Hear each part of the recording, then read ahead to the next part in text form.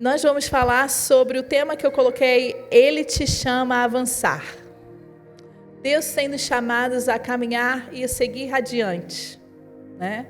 E quantos estão aqui, ou quantos estiveram aqui na nosso primeiro culto, o Tiago falou sobre bagagem extra. O Tiago falou sobre deixarmos as bagagens extras para seguirmos em frente. E quando ele falava disso durante o culto, eu lembrei muito da nossa ida para os Estados Unidos. Nós moramos, para quem não sabe, 2 anos nos Estados Unidos. O Tiago foi fazer um curso ministerial. E eu lembro que eu queria levar tudo que eu tinha em casa. Se eu pudesse levar tudo, eu levava. E não sei quantas mulheres são assim, para arrumar a mala e começa a pensar, pode fazer frio, pode fazer calor. Quem tem criança, né? Pode fazer calor, pode fazer frio. E se acontecer algum imprevisto? E aí as malas vão crescendo, né? Só que eu tinha um número limitado de malas para levar e nós tínhamos que vender tudo. Nós literalmente vendemos tudo que nós tínhamos. Nós vendemos a nossa casa toda, né? A gente brinca que a gente foi comendo a geladeira, foi comendo o valor do fogão, foi comendo tudo porque nós precisávamos desses recursos para irmos. E eu lembro que eu queria levar tudo que eu podia dentro das malas, mas eu não tinha condição. Então, nós, homem, tem uma maior dificuldade de... para que isso tudo? Não precisa de tanta roupa, de tanto sapato, mas era o que eu podia levar. Eu não podia levar mais nada. Eu estava mudando de país, eu estava mudando de casa, não era só de um estado para o outro, de um lugar para o outro, eu estava mudando de país. Então, para mim, não levar mala significava deixar minhas coisas. Eu queria ter algumas coisas. E nós definimos quantas malas nós íamos levar. E eu fui organizando, arrumando. Eu deixei muita coisa na casa da minha mãe e do meu pai, estão aqui. E a casa ficou lotada com minhas coisas, porque eu não podia levar tudo. E no final, eu ainda consegui convencer o Tiago de comprar mais uma malinha, para botar mais um pouquinho de coisa. E nós fomos. E eu tive que deixar muita coisa para trás. Mas uma coisa eu não pude deixar para trás, nós não podíamos deixar para trás, eram os nossos documentos. Nós tínhamos que ter um espaço para levar os documentos.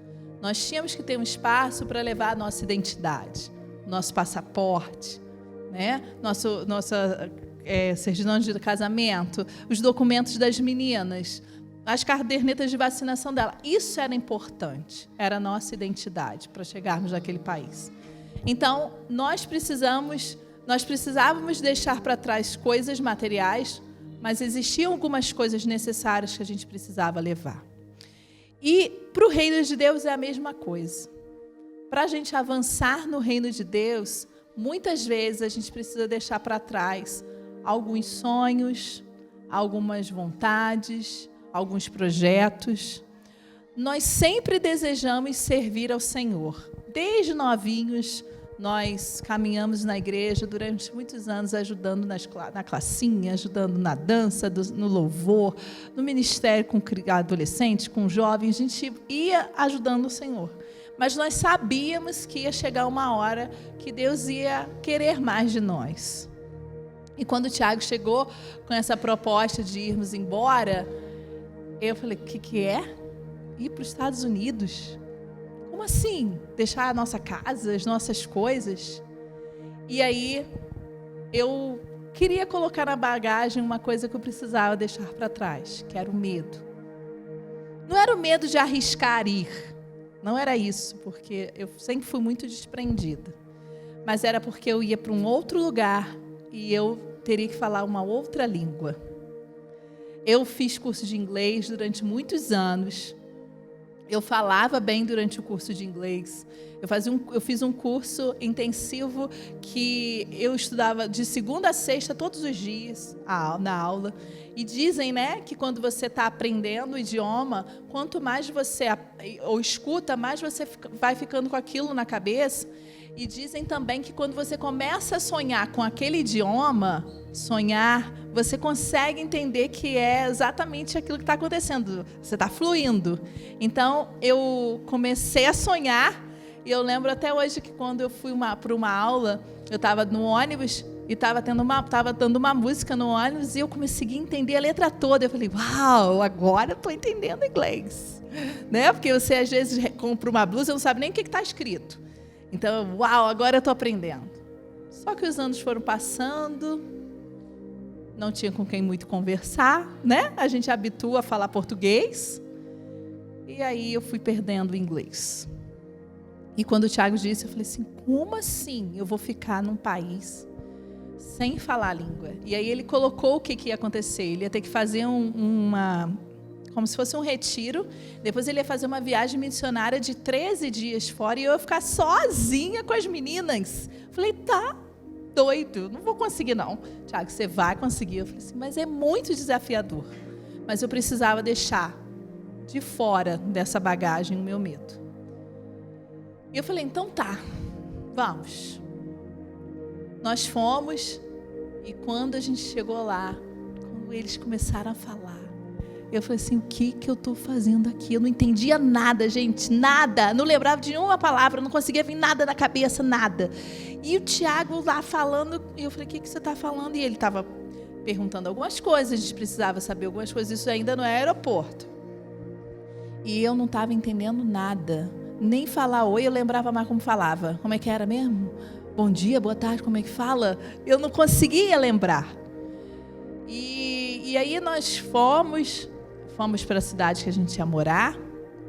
Conseguimos, né, comprar as coisas para nossa casa. Sabe como quando você casa, que você tem que comprar tudo? Eu fiz isso 3 vezes já.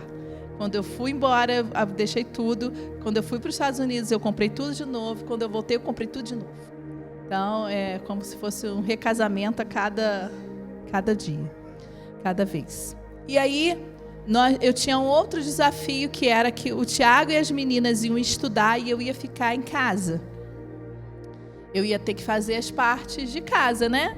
Parte de ir ao mercado, de conversar com as professoras das crianças na escola e dirigir. E eu sei dirigir, tudo certo, mas eu fiquei com muito medo de dirigir lá. E o Tiago falava assim, a gente tinha um tempo antes, né, de ele começar as aulas, a gente tinha um tempo de conhecer um pouco a cidade era pequena, tinha 90 mil habitantes só, mas as ruas são muito largas, é tudo muito bem pavimentado, então eu fiquei meio com um certo medo. E o Tiago falou, você precisa dirigir, porque você que vai fazer esse trabalho, não sou eu, você vai ser o nosso Uber. Durante 2 anos eu fui o Uber de todo mundo em casa. E aí você vai fazer esse trabalho, você precisa pegar o carro. Eu falei assim, mas eu não estou querendo pegar. Ele, você precisa pegar, Flávia. E aí, mais um desafio, né? Que era a dirigir lá. É muito mais fácil do que aqui, é muito mais tranquilo depois que você consegue se habituar, mas no início foi bem difícil, porque eu tinha um certo medo. E aí, para que a gente avance, a gente precisa deixar essas coisas, né?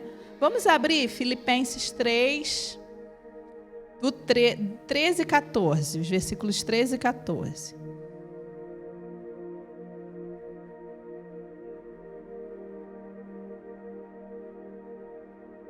Amém, gente? Irmãos, não penso que eu mesmo já o tenha alcançado, mas uma coisa faço, esquecendo-me das coisas que ficaram para trás e avançando para as que estão adiante, prossigo para o alvo, a fim de ganhar o prêmio do chamado celestial de Deus em Cristo Jesus. Então, para que a gente possa avançar, a gente precisa deixar para trás aquilo que nos impeça de crescer. A gente precisa deixar para trás. Existem coisas na nossa vida que nos limitam. E é isso que a gente precisa deixar para crescer. E aí, uma das coisas que eu gostaria de falar sobre isso, para avançarmos, é sobre identidade. Se você não sabe quem você é, por isso que eu falei tanto de levar os documentos. Ali era a minha identidade, a do Tiago, a das meninas. Ali era a nossa história. As roupas, isso não tinha importância, né? Porque se perdesse a roupa, conseguia depois, mas os documentos seria muito complicado. Primeiro que a gente não conseguiria entrar, né? Então, é a nossa identidade. E aí, o que eu quero falar com vocês essa noite, mais especificamente, é saber se vocês sabem quem vocês são em Deus. Quem Ele te fez a ser. Quem Ele quer que você seja. Às vezes a gente acha que Deus quer que a gente tenha um bom trabalho, que a gente tenha bons estudos, e tá bom. Muitos anos nós estudamos, nos especializamos, nós tivemos bons trabalhos, estávamos muito bem-sucedidos quando nós fomos embora. Mas Deus queria mais. Porque nós não fomos chamados simplesmente para trabalhar. Nós fomos chamados para o reino de Deus. E você tem um papel que é só seu no reino de Deus. Não é mais de ninguém. É seu. Olha para quem está do seu lado. É igual a você? Né? Nem irmão, nem gêmeos, né? Idênticos. São tão iguais que tem coisas que são diferentes. Então Deus tem algo específico para você. Ninguém será o que você deve ser em Deus. Só você vai fazer esse papel. Só você vai ser aquilo que Deus te chamou a ser. E aí eu queria só te lembrar o quanto Deus te ama e cuida de você tanto, tanto, tanto, para a gente ler Salmos 139, do 1 ao 16. Diz assim: Senhor, Tu me sondas e me conheces. Sabes quando me assento e quando me levanto. De longe percebes os meus pensamentos. Sabes muito bem quando trabalho e quando descanso. Todos os meus caminhos te são bem conhecidos.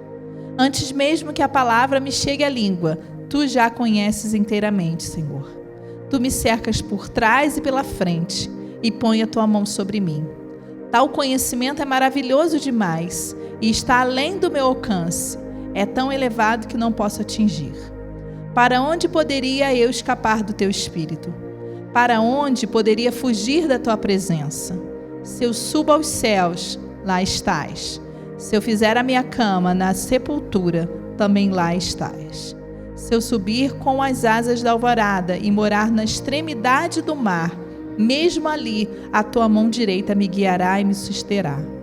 Mesmo que eu dissesse que as trevas me encobrirão e que a luz se tornará noite ao meu redor, verei que nem as trevas são escuras para Ti. A noite brilhará como o dia, pois para Ti as trevas são luz. Tu criaste o íntimo do meu ser e me teceste no ventre da minha mãe. Eu Te louvo porque me fizeste de modo especial e admirável. Tuas obras são maravilhosas. Disso tenho plena certeza. Meus ossos não estão escondidos de Ti, quando em secreto fui formado, e entretecido como nas profundezas da terra. Os Teus olhos viram o meu embrião. Todos os dias determinados para mim foram escritos no Teu livro, antes de qualquer deles existir. Então, assim, não importa o que você faça, nem como você planeja ou onde você esteja. Deus sabe de tudo. Deus sabe de tudo da sua história. Ele sabe o que você deseja antes que você fale. Ele entende o seu coração. Mesmo que às vezes a gente não entenda a gente mesmo quando a gente fala com Deus, Ele entende.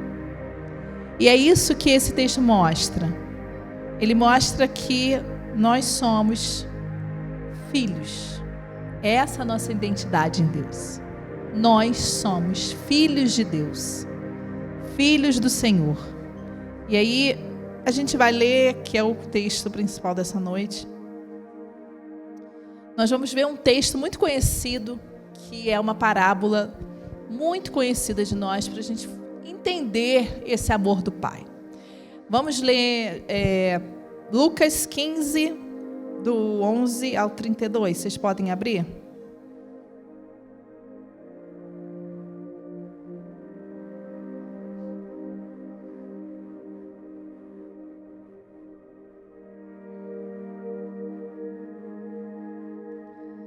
É a parábola do filho pródigo. Jesus continua.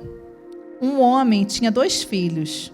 O mais novo disse ao pai: Pai, quero a minha parte da herança. Assim ele repartiu sua propriedade entre eles. Não muito tempo depois, o filho mais novo reuniu tudo o que tinha e foi para uma região distante.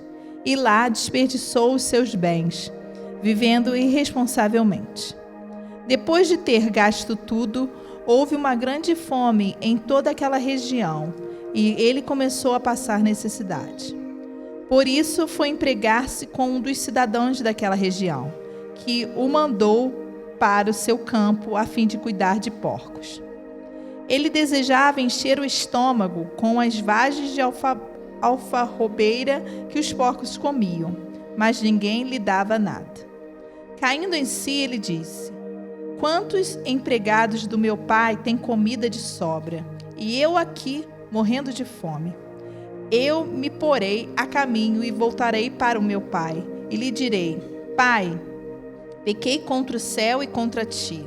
Não sou digno mais de ser chamado teu filho. Trata-me como um dos teus empregados. A seguir, levantou-se e foi para o seu pai.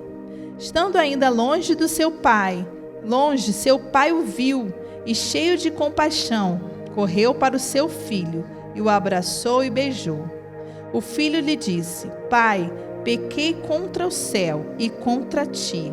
Não sou digno mais de ser chamado teu filho. Mas o pai disse aos seus servos: Depressa, tragam a melhor roupa e vistam nele. Coloquem um anel em seus dedos e calcem os seus pés. Tragam o novilho gordo e matem-no. Vamos fazer uma festa e alegrar-nos, pois este meu filho estava morto e voltou à vida. Estava perdido e foi achado. E começaram a festejar o seu regresso. Enquanto isso, o filho mais velho estava no campo. Quando se aproximou da casa, ouviu a música e a dança. Então chamou um dos servos e perguntou-lhe: O que está acontecendo? Este lhe respondeu: Seu irmão voltou, e seu pai matou o novilho gordo, porque o recebeu de volta são e salvo. O filho mais novo encheu-se de ira e não quis entrar. Então seu pai saiu e insistiu com ele, mas ele respondeu ao seu pai: Olha, todos esses anos tenho trabalhado como um escravo a teu serviço e nunca desobedeci às suas ordens. Mas tu nunca me deste nem um cabrito para eu festejar com os meus amigos. Mas quando volta para casa esse teu filho, que esbanjou os teus bens com as prostitutas, matas o novilho gordo para ele? Disse o pai: Meu filho, você está sempre comigo e tudo o que tem é seu. Mas nós tínhamos que celebrar a volta desse seu irmão e alegrar-nos, porque ele estava morto e voltou à vida. Estava perdido e foi achado. Essa parábola fala sobre o amor do Pai. E essa parábola, ela é a finalização de 3 parábolas juntas anteriores. É uma trilogia que a gente chama. E no primeiro versículo desse texto, vocês podem ler comigo, Lucas 15:1, diz assim: Todos os publicanos e pecadores estavam se reunindo para ouvi-lo, mas os fariseus e os mestres da lei o criticavam. Esses homens recebem pecadores e comem com eles. Esse texto, essas 3 parábolas juntas, fala sobre, as 2 primeiras falam a respeito dos publicanos e pecadores. Deus fala sobre a ovelha perdida e a moeda perdida. Ele está se referindo aos pecadores. Ele está se referindo aos publicanos e pecadores. E a terceira, que é a que a gente leu, que é a do filho pródigo, ela está falando sobre o amor de Deus. E ela está mencionando aqueles mestres da lei, por que Jesus comia, né, com os publicanos e pecadores, e tipifica também o amor de Deus pelos seus filhos. Então, essa parábola, nós vamos dividir ela em duas partes e vamos falar sobre ela. O filho pródigo, ele tinha como outro tudo que ele queria, né? Só que ele quis mais.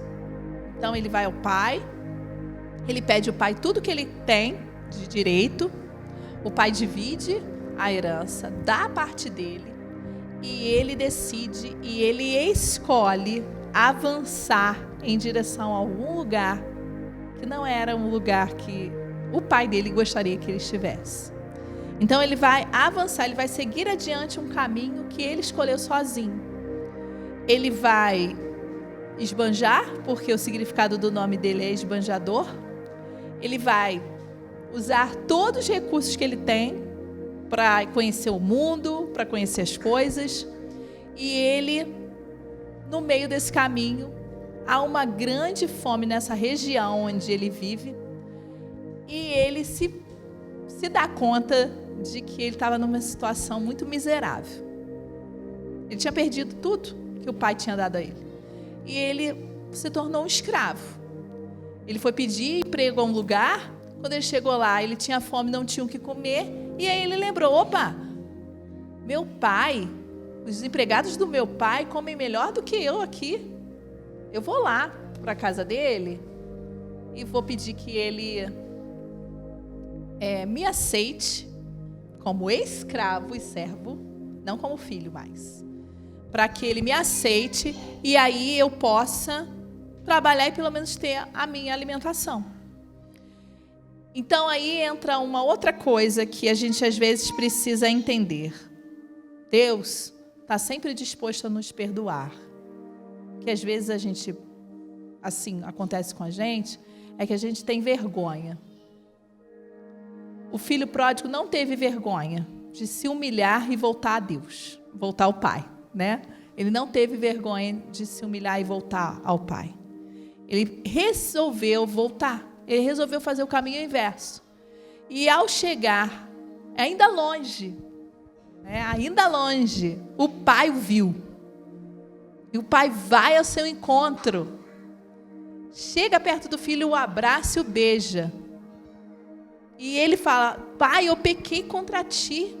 Eu só queria que o Senhor me desse uma oportunidade de trabalhar na sua fazenda, nos seus campos. E o pai imediatamente chama os seus servos para que ele pudesse ter uma túnica, uma roupa. Ele põe uma roupa, ele põe um anel, ele põe sandálias. Nós vamos falar sobre isso.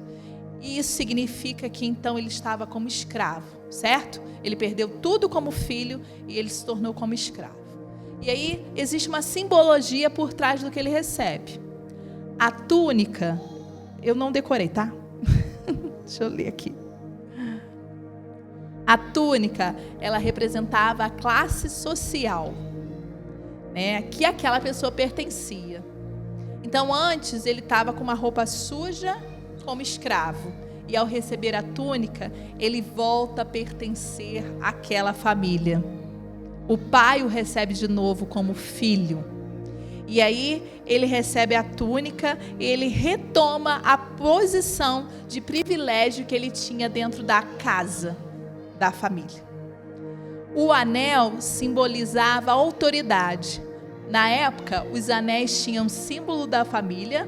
Vocês conhecem essas questões dos brasões? Cada sobrenome tem um brasão. Então, naquela época, o anel representava isso. E dava a ele direito de administrar aqueles bens. E o anel, quando, por exemplo, tinha um documento para ser feito, ele era usado como se ele fosse um carimbo. Então, o anel carimbava ali e marcava aquele documento. Então, ele é restituído novamente com o anel. E ele recebe as sandálias, porque naquela época os escravos não tinham sandálias, só os livres, só os filhos, né, os das propriedades, E isso dava direito a ele ir e vir da propriedade no tempo que ele quisesse. Ele não tinha essa coisa de não poder entrar ou sair da propriedade.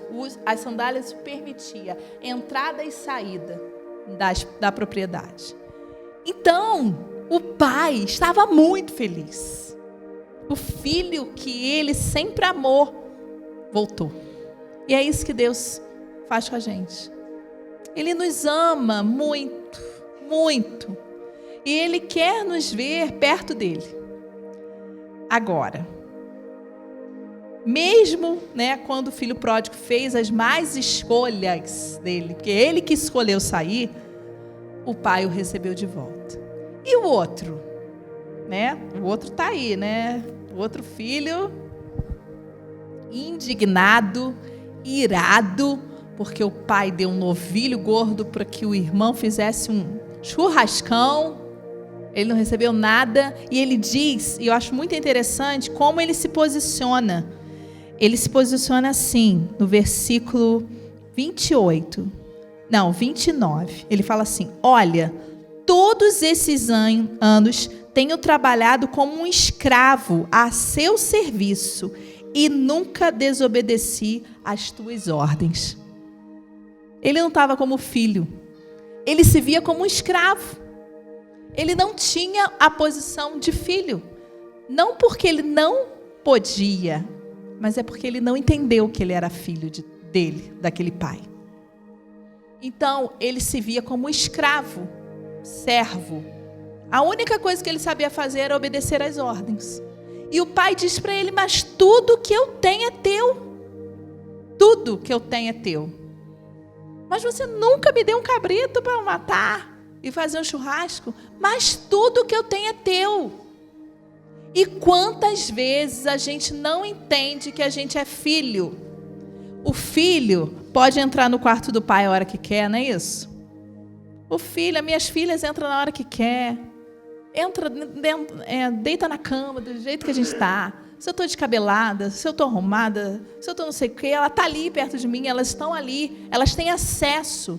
E isso significa intimidade. E é isso que Deus tem para nós, intimidade. Deus não quer que você seja apenas servo ou amigo de Deus. Mas Deus quer trazer ao seu coração intimidade. E você só pode ter intimidade se você for filho de Deus. Vira para o seu irmão e diz assim: eu quero ser filho de Deus. Eu quero ter essa intimidade que o Pai nos dá. E aí, para a gente fechar, eu queria só trazer 4 pontos sobre isso, para que vocês estejam com isso na mente, que vocês possam começar a orar: Senhor, eu quero habitar na sua casa. Senhor, eu quero me tornar cada vez mais filha sua, filho seu. Tem 4 pontos, Então, primeiro, que como filho de Deus, você tem acesso à casa do Pai. Você não tem acesso ao lugar onde eles são escravos, mas você tem acesso à casa do Pai. O segundo, que você recebe perdão pelos seus pecados e pelas suas más escolhas. Terceiro, que você recebe do Pai autoridade, Você tem a sua restituição na sua posição dentro da família de Deus. E aí eu queria ler com vocês Romanos 8:17, que diz assim, deixa eu abrir aqui. Romanos 8, terceiro é que você recebe do Pai autoridade. 8:17 diz assim: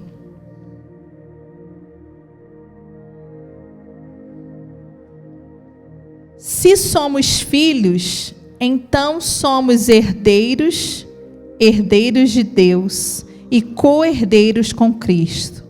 Se de fato participamos do seu sofrimento, para que também participemos da sua glória. Então, se nós somos filhos de Deus, nós somos co-herdeiros com Cristo. Nós podemos e temos o direito de receber o poder de Jesus sobre nós. Amém? Entenda isso, gente. Isso faz com que a gente, quando vier um pensamento de medo, a gente rejeite. Quando vier uma tristeza, a gente jogue fora, porque nós somos filhos de Deus. E como co-herdeiros de Cristo, nós temos autoridade no Senhor. Amém? E, para fechar, você recebe liberdade. Né? As sandálias que o filho pródigo recebeu dizia sobre isso. Gálatas 5:1 diz assim: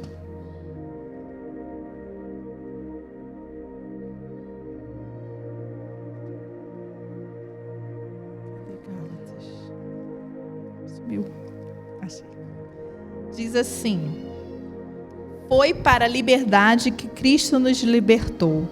Portanto, permaneçam firmes e não se deixem submeter novamente ao jugo de escravidão. Se Deus te fez livre, você não precisa se submeter à escravidão novamente. O filho pródigo decidiu, depois de ter pecado, ter feito as suas más escolhas, ele decidiu voltar à casa do pai. Não porque ele queria voltar para ser filho novamente, mas como escravo. Mas ele escolheu voltar à casa do pai. E lá tudo foi restituído. Então, nós somos livres e não precisamos nos submeter ao jugo de escravidão novamente. Amém, queridos? Eu creio que Deus quer entregar essa mensagem ao coração de vocês, porque eu creio que Deus tem algo novo para começar a trabalhar no coração de vocês sobre liberdade, sobre escolhas, sobre ser filho de Deus. Às vezes a gente não se sente como filho,